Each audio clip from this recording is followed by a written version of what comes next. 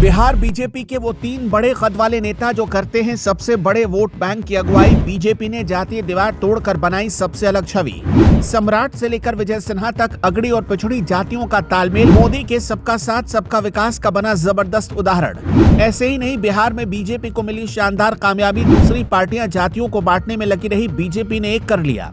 बिहार की राजनीति की हवा बदलने लगी है और भारतीय जनता पार्टी अपनी पुरानी छवि से बाहर निकलकर एक नया समीकरण गढ़ने में जुटी है।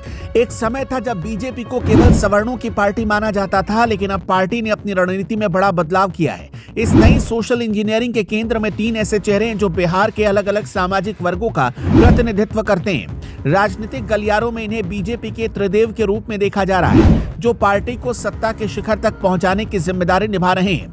इन 3 चेहरों के जरिए बीजेपी ने पिछड़े, अगड़े और वैश्य समाज को एक साथ लाने की मजबूत बिसात बिछाई है। सबसे पहले बात करते हैं सम्राट चौधरी की, जिन्हें बिहार बीजेपी का सबसे आक्रामक चेहरा माना जाता है। सम्राट चौधरी कुशवाहा समाज से आते हैं, जो बिहार के ओबीसी वोट बैंक का एक बहुत बड़ा और निर्णायक हिस्सा है। लंबे समय तक कुर्मी और कुशवाहा यानी लवकुश समीकरण को नीतीश कुमार की सबसे बड़ी ताकत माना जाता रहा है। लेकिन सम्राट के उभार के बाद बीजेपी ने इस किले में सेंध लगाने की पूरी तैयारी कर ली। पार्टी ने उन्हें प्रदेश अध्यक्ष और उप मुख्यमंत्री जैसे बड़े पद देकर यह साफ संदेश दिया कि अब पिछड़ा वर्ग केवल वोटर नहीं रहेगा, बल्कि नेतृत्व भी करेगा। सम्राट चौधरी लगातार नीतीश कुमार और आरजेडी के खिलाफ मुखर होकर बोलते हैं और मगध से लेकर शाहबाद तक अपने समाज को गोलबंद करने में जुटे हैं। इस रणनीति का दूसरा सबसे मजबूत स्तंभ विजय कुमार सिन्हा है। वो भूमिहार समाज से आते हैं, जिसे बिहार की सबसे प्रभावशाली सवर्ण जातियों में गिना जाता है। भूमिहार समाज शुरू से ही बीजेपी का कोर वोटर रहा है और विजय सिन्हा को आगे करके पार्टी ने अपने इस पारंपरिक वोट बैंक को साधने की कोशिश की।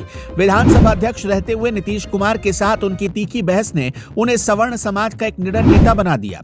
विजय सिन्हा की छवि एक सख्त और अनुशासन प्रिय नेता की है, जो पार्टी के मूल सिद्धांतों के साथ कोई समझौता नहीं करते। उनके जरिए बीजेपी ये सुनिश्चित कर रही है कि नए समीकरणों की तलाश में उनका पुराना और वफादार वोट बैंक कहीं छिटक न जाए। तीसरे अहम किरदार हैं संजय सरावगी, जो वैश्य समाज का प्रतिनिधित्व करते हैं। वैश्य समुदाय और खासकर व्यापारी वर्ग को बीजेपी का सबसे साइलेंट और वफादार वोट बैंक माना जाता है। मिथिलांचल और खास तौर पर दरभंगा से आने वाले संजय सरावगी ने कई बार चुनाव जीतकर अपनी पकड़ साबित की। वैश्य समाज न केवल आबादी के लिहाज से अहम है, बल्कि पार्टी को आर्थिक और संगठनात्मक मजबूती देने में भी इसकी बड़ी भूमिका है। संजय सरावगी के जरिए बीजेपी शहरी इलाकों में अपनी पकड़ मजबूत रखना चाहती है, ताकि पार्टी का फंड और ग्राउंड मैनेजमेंट दोनों दुरुस्त रहे। राजनीतिक विश्लेषकों का मानना है कि इन तीनों नेताओं का यह गठजोड़ बीजेपी की एक बहुत ही सोची समझी रणनीति का हिस्सा है। जहां एक तरफ आरजेडी अपने पुराने समीकरणों पर काम कर रही है, वहीं बीजेपी ने सम्राट, विजय और संजय की टिकड़ी के जरिए सभी जातियों का मॉडल पेश किया है। अब आने वाला वक्त ही बताएगा कि ये सोशल इंजीनियरिंग बिहार के जटिल राजनीति में कितना सफल हो पाती है और क्या ये तीनों नेता अपने समाज का वोट पूरी तरह से बीजेपी के पक्ष में मोड़ पाएंगे या नहीं। दर्शकों, आपका क्या मानना है, हमें कमेंट में जरूर बताते चलिएगा।